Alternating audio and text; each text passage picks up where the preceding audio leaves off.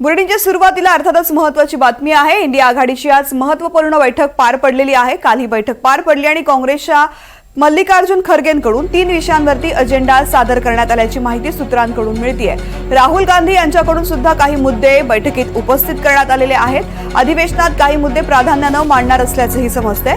पहलगाम हल्ला, बिहार निवडणूक, मतदार यादी, गाझा ते चीन पर्यंतचं परराष्ट्र धोरण या संदर्भात इंडिया आघाडीमध्ये आपले मुद्दे मांडणार असल्याची माहिती सूत्रांकडून मिळतेय।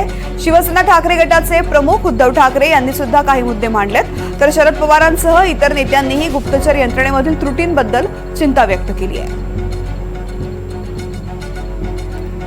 या संदर्भातली अधिकची माहिती घेऊयात रामराजे शिंदे यांच्याकडून। रामराजे, दिल्लीमध्ये इंडिया आघाडीची महत्त्वाची बैठक कोणत्या मुद्द्यांवरती चर्चा झालेली आहे आणि अधिवेशनानुसार कशी रणनीती ठरली आहे विरोधकांची?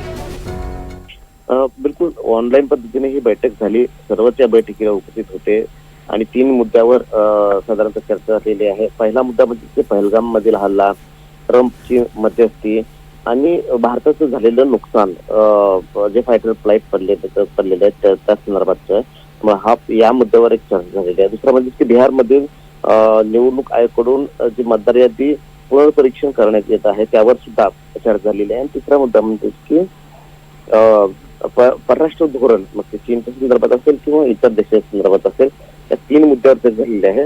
पण चौथा मुद्दा जो आहे तो मांडलेला आहे तो म्हणजे की उद्धव ठाकरे यांनी हा मुद्दा मांडलेला आहे की पहलगाम मध्ये दहशतवादी नेमके कुठून आले होते आणि आपली यंत्रणा, भारताची संपूर्ण यंत्रणा जी आहे गुप्तचर यंत्रणा, ती कुठेतरी कमी पडलेली आहे आणि त्यालाच दुजोरा दिलेला आहे शरद पवार यांनी। त्यामुळं हे या दोघांनीही पहलगाम हल्ल्याचा मुद्दा जो आहे तो पुन्हा एकदा बैठकीत काढलेला आहे।